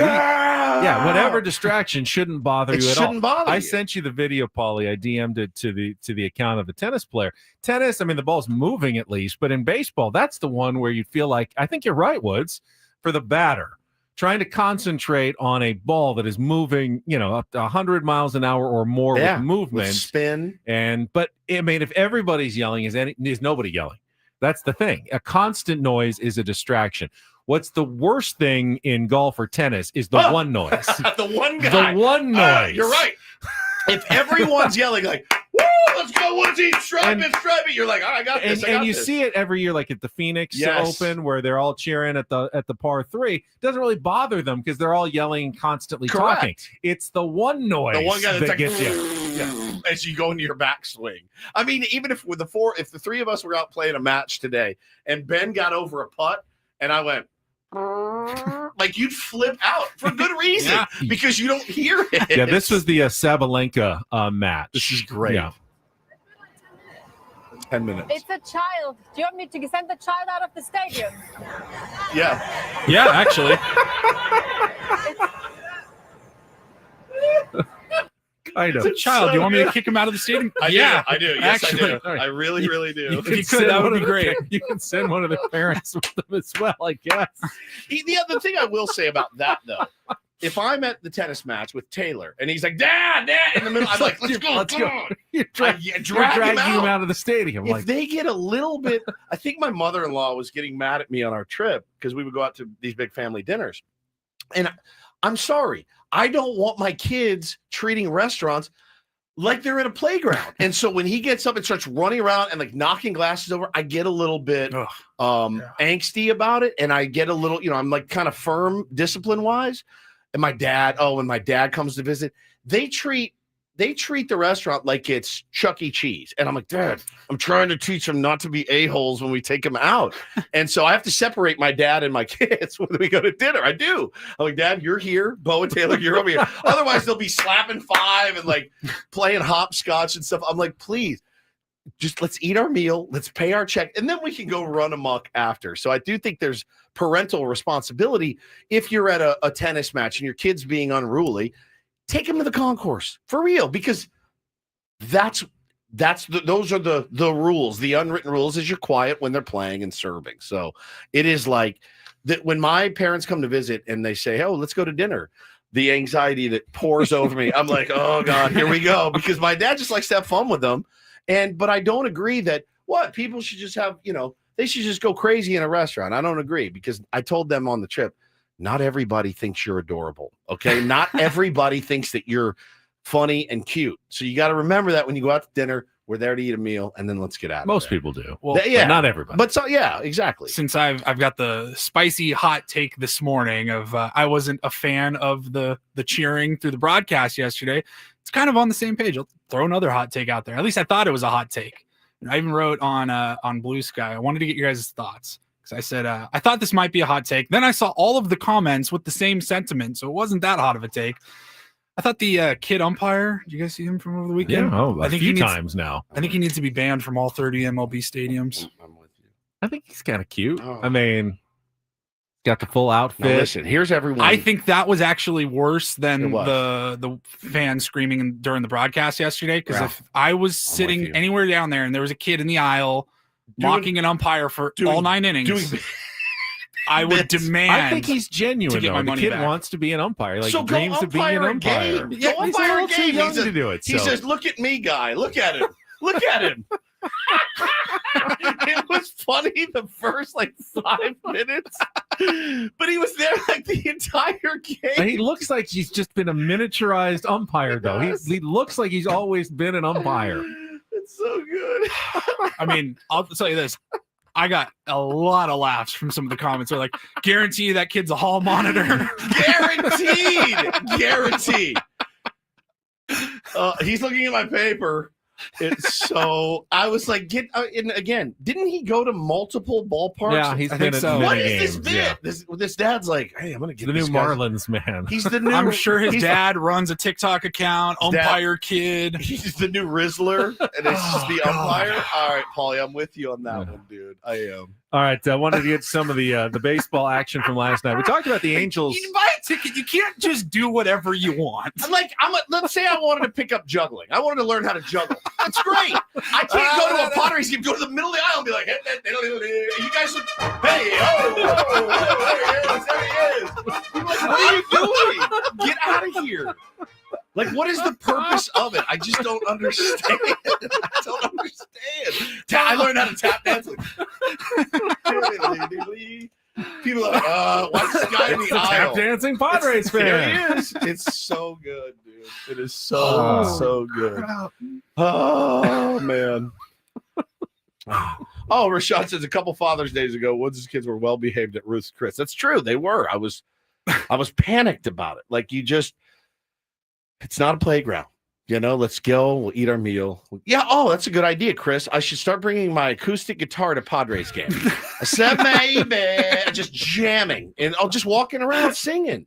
Now you're sounding like you can't do whatever you want and cheer however you want. Paulie, at the ballpark. I agree with you on the umpire. I did think it was funny the first time I saw it. I go, "Oh, it's a good bit." Like, obviously, tongue in cheek. I don't think the kid should. Yeah, but like kids shouldn't be shot. But that is annoying. I saw a lot of people that felt the same way. You're like, bro, you can't just do that. That was so good, so good, man. Oh, so good. Oh, that would be a good bet to lose. You lose a bet, you have to go tap dance in the aisle at Petco Park. As far down as the ledge, you just chuck some beer at you. Sit down, a-hole. All right, worse.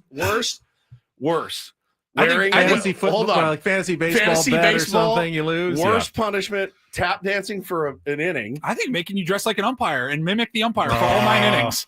That out. or the mesh shirt. Which one would you? I think I'd rather tap dance than I think I'd rather tap dance Oh, too. yeah. Than do it's still wear the mesh shirt to a Padres game. It's still in my closet.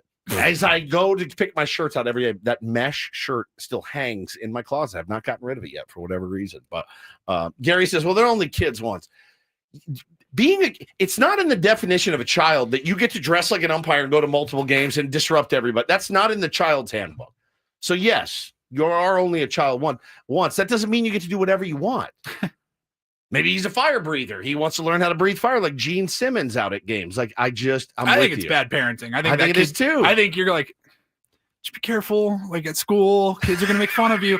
I know what I'd do to the kid that dressed up like an umpire every day, and we're all playing kickball at recess, and he's behind the plate going, "You're out." Trying to run. That kid would get his ass kicked. Oh God, so good. And that segment was our wrap up of the baseball day yesterday. That was it. I don't think I got to one score of any of the games. I had way more fun with this 15 minutes. Hello, my baby. Hello, my We got Jesse Agler. We got Take on Woods coming up. Hour number 3 of Better Woods on the way. Don't go anywhere. Having some fun this morning on San Diego's #1 sports station, 97.3. How to Fan.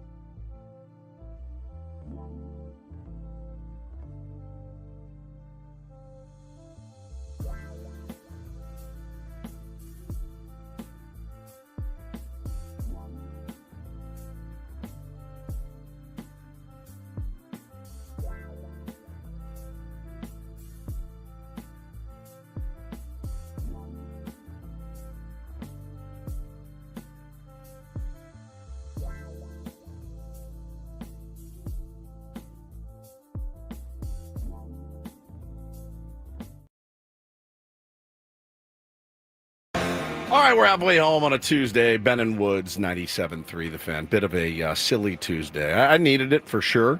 It's good to laugh with your friends, and the Tier 1 certainly are our friends as well. So thanks so much for being here, filling up the chat, active on social media. However you choose to consume Ben and Woods, we're very, very appreciative of it. Allows us to continue to do this every day, the more you listen. And speaking of our Tier 1 friends, yes, good reminder that we're inviting all of you to come out and hang with us, watch some baseball this Saturday at Moneyline Sports HQ.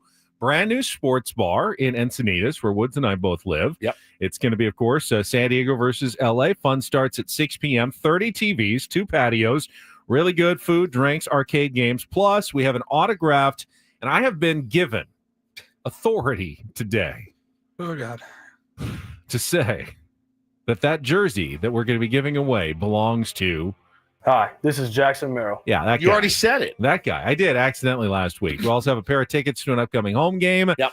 Come hang with us and Paulie. Watch baseball this Saturday at 6 p.m. at Moneyline Sports HQ, located at 345 South Coast Highway. It's just south of Encinitas Boulevard on the Coast Highway, off the 5 freeway between D Street and Encinitas Boulevard. In Encinitas, saw someone in our chat this morning said they checked it out yesterday, and it was East really County cool. Chris. Was it? So we're looking forward to it. I poked my head in when they were kind of setting it up. It's fairly new. Yep. Just a few weeks ago, and I thought, oh, this is going to be a cool spot. We didn't really have a real sports bar in Encinitas. It's been a long time since the last one had been around, so I think it's filling an important need in North County. We'll get to check it out together this Saturday to watch some baseball on Saturday night. I'm a little bit bummed because we have a 9 a.m. game on Sunday at far.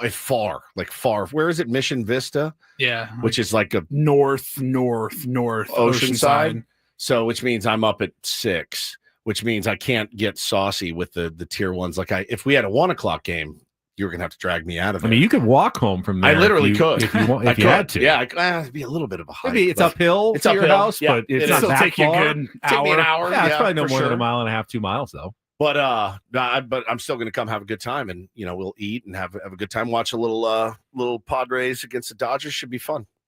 Absolutely. Let's see. Is there parking? Well, Encinitas is always kind of tough, hit or miss. Yeah, it's a little. There's the train parking lots right. Oh yeah. Take the coaster or whatever that stops there is right there. If you want to come that way, if you're coming south, check the schedule. It stops right. Literally behind it, like half a block away from Moneyline. Katrina says, "Is there parking?" I'm at the if I have to hunt for parking, I ain't going age. I hear you, but it is a Saturday night in Encinitas, so I cannot make any definitive statements about whether parking will or will not be totally available. Yeah. I lived there my whole life. I always find a spot somewhere. Sometimes you got to be patient and circle a block once or twice, but I always find something. Is it a restaurant or just a bar? It's both. Both. Looks like really good food on the menu. Yeah, it does look good. I'm excited. It's fun to hang out with you guys. We don't get to do it much. We certainly enjoy it when we do get to. So everybody's welcome. Come bring it, and we'll have a good time. Yeah. Is it a restaurant with alcohol or a bar with food? I don't know which one, but it's both. Are you going to be doing hugs and French kisses like you always do? I don't think that's in the rules. I will update the rules sheet before we get there on how to fan once just pass them out as people. Yeah. You'll be the bouncer. You'll check IDs, some cards, and give them a rules sheet. We'll all be fanning appropriately on Saturday night. Yes, we will. 97.3 How to Fan. It's great. It's great. The name of your next book. How to Fan. How to Fan. You got me all in my emotion. You know what? I didn't used to be the How to Fan guy. You didn't. You were a real live and let live guy. I normally am like, be yourself, do you. And I think I've gotten a little bit scarred though. Is it from winning the Sports Anchor of the Year award from San Diego Magazine? Is that it? No, I just don't want our fan base to get ridiculed. We do anyway. I know. We get ridiculed on the daily. Always. You can't even say anything. And they're like, ugh, no rings. It's like, man, I get it.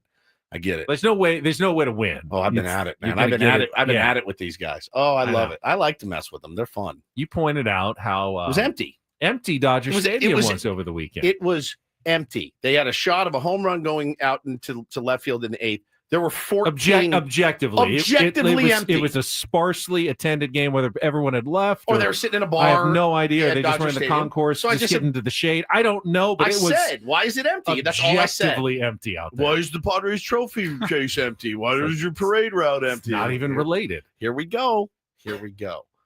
My fault. I looked at it. I thought it was empty. It's not. Everyone's dressed as a yellow seat.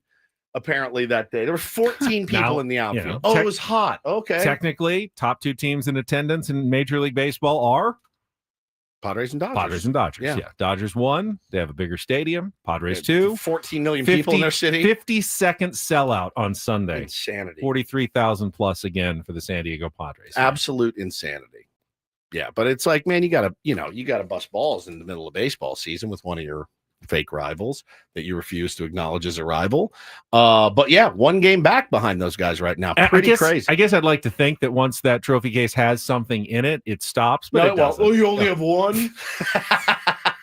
Or there'll be some weird call that goes our way that you never should have. They still claim the 2017 World Series against the Astros. So we're not dealing with the smartest, tools in the shed right now. It's crazy. It's crazy how insane it gets. And this week's just going to get worse. Be a good day to step away, a good week to step away from social media, but I can't. 2 weeks. 2 weeks. I mean, the next 12 games are still against the Giants, Dodgers. You are absolutely right. It's going to be a grind. Someone said 2 weeks on social media with all these. It's gnarly. You got to get your war paint out, man, your Braveheart, and you got to go dive into it. It's great. But they, you know what you're going to get from them. You know exactly the response. You can almost time it to the second. So it's great. I actually considered yesterday a bit of a bonus. Thank you, Angels, for beating the Dodgers. And, the Padres picked up a win. I did see, again, my pet peeve. I saw, Dodgers are losing 7-0. Padres have to win this game.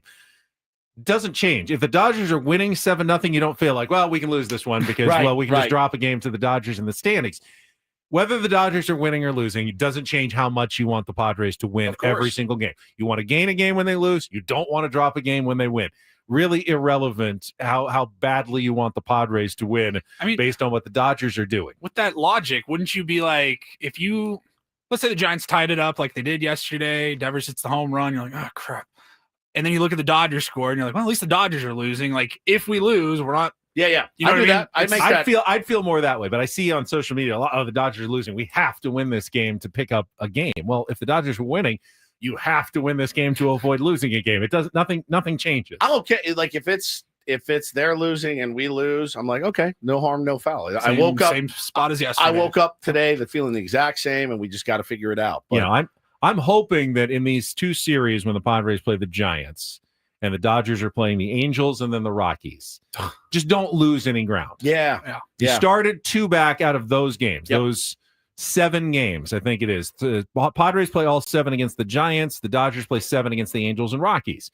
If you can not lose any ground in those games, I consider that a win. Huge win. And right now, the Padres are 1 game up now, at the start of those 7. So that's a little game in hand. I don't know that you can hold on to that if the Padres go 7-0 against the Giants, hey, you took care of business, but you can't expect that, especially with games at Oracle Park. Giants aren't out of it. They're still grinding to try to stay in the wild card race. The Dodgers, if they can't get the job done here, then they do have some bigger issues than perhaps they're even willing to acknowledge at this point. But the crazy thing is, if you're a Dodger fan, you're like, it's fine. We got 6 games left against the Padres. There's your chance to make it up. It's in your hands. So I don't think anybody should be super panicked or super excited. It's nice to be 1 game back. Going into after we got, what's our record against them this year? 2-5. 2-5. After the last series, I went, what is this going to look like? When we play them again, how bad is it going to be? I thought it was going to be double digits. I really did because they're the Dodgers, right? And to give them the respect that they deserve, the talent that they have on that team, I said we may be 10 games out, but that'll be fine.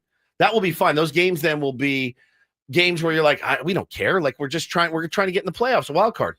The division is right there. I mean, it is right friggin' there, a game back, and that just amps it up tenfold. And am I allowed to say that? Yeah, tenfold? you are. Okay. You can amp it up tenfold. Thank you. And by the way, the 5 games were all very competitive games. Sure. They could have gone either way. The 2 kind of were fairly easy Padres wins, but the 5 were very, very much competitive games. You weren't blown out of the water. by the Dodgers. Now, they also did not have a lot of their pitching. 100%.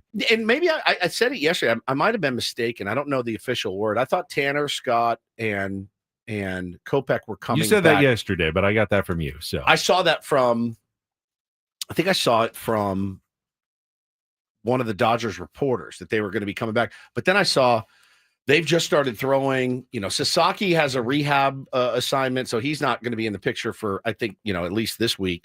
I'm not sure what the plan is with him. But they're Tanner Scott and Michael Kopech could be back against the Padres. I'm not sure if it's set in stone yet. But well, I mean, that's two huge arms. They're still going, I believe, with a 6-man rotation because Ohtani is only pitching once a week. So Emmett Sheehan is still in the rotation. He's pitching, I believe, tonight against the Angels. They have some reliever, I think, going for them. Oh, good. So, I mean, but for whatever reason, the Angels have had the Dodgers number. 4-0 against the Dodgers this season. You probably, every single one of those is considered a gift if you're a San Diego Padres fan. Thank you, Los Angeles Angels, for, stunningly dominating the Freeway Series this year. Crazy, man. Other games yesterday impacting the National League playoff race. And this one I wasn't sure who I was cheering for. My son asked me, Phillies versus Reds. Who are you cheering for in that game? I told him, I said, well, if you think the Padres are going to play well, you should be cheering for the Reds because you want to try to catch the Phillies for a potential bye at the end of the season if you think you're going to win the division. If you're worried about the Padres making the playoffs, then you want to cheer for the Phillies and keep the Reds, who are the closest, wild card chaser behind the Padres and the Mets, from making up any ground or, playing well. As it turned out, the Phillies rallied for 4 runs in the 8th inning. Wow. Schwarber hit his 42nd. They beat the Reds 4-1. So that extends even further now the distance between the Padres and the closest wild card competitor. The Padres are now 3.5 games ahead of the Mets, who have the last wild card spot, and 5.5 games ahead of the Cincinnati Reds, who are the first team out of playoff position in the National League. So this is brand new, updated by Fangraphs right now. MLB playoff odds in the National League. The Brewers, 99.9% chance to make the playoffs. Got to be the story of the year. They beat the Pirates 7-1. 10th straight win. It's their second 10-game or more winning streak in a month. They had an 11-gamer in July, and now they have a 10-gamer in August. That is incredibly rare in baseball. So you got the Dodgers at 99.6, the Phillies at 99.6, the Cubbies at 97.1, the Padres at 96.6, and the New York Mets at only 79 point, not only, but almost 80% chance to make it. But the fall off after that, Benny, is staggering. The next highest chance to make the playoffs, the Cardinals. Cardinals are ahead of the Reds at 11.2%. Cardinals did beat yesterday. They beat the Rockies 3-2, and they're only a game behind Cincinnati now in the standings. Those percentages, like Cardinals and Reds, those will change 1 or 2 points with every game. Then you have the Reds at 9.6, and then the Giants at 5.8, and then it gets down to the nitty-gritty. The Atlanta Braves right now still holding on to hope with a 0.1% chance to make the playoffs. 0.1, Benjamin. The Braves are currently 12 games out of a playoff spot. 0.1. 16 games under 500. The Miami Marlins have a 0.8. The Arizona Diamondbacks, 0.9. And then over the American League, a little bit closer, with the 7 and the 8. Yeah.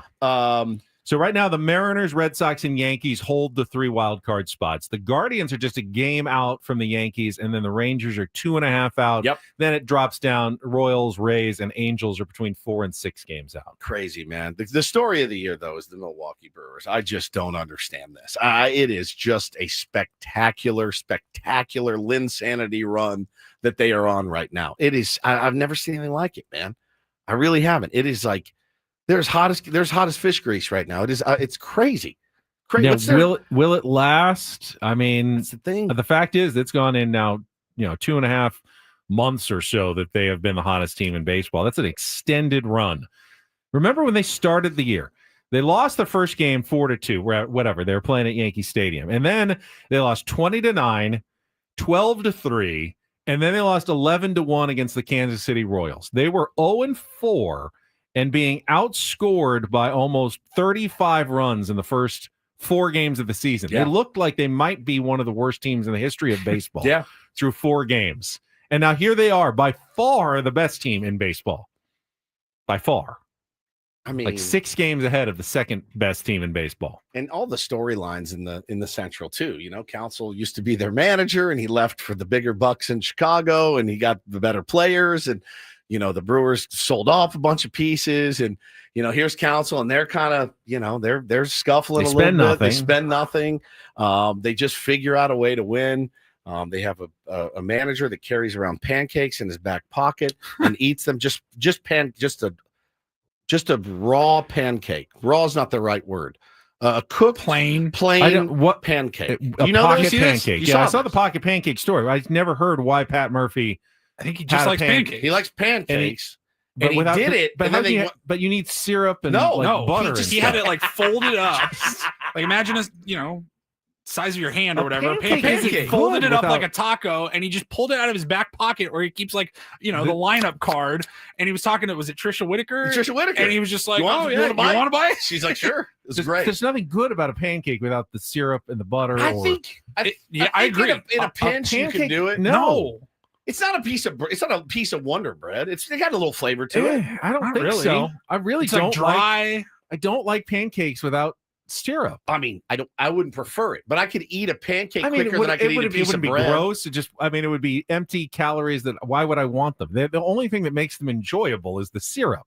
Yeah, I think it would be just as easy to get down as a slice of bread. But just a plain pancake with nothing on it is so funny. Dude. He it's just not good. It out of his pocket. He's like, "Hey, we didn't talk about that. You want a pancake? That's what?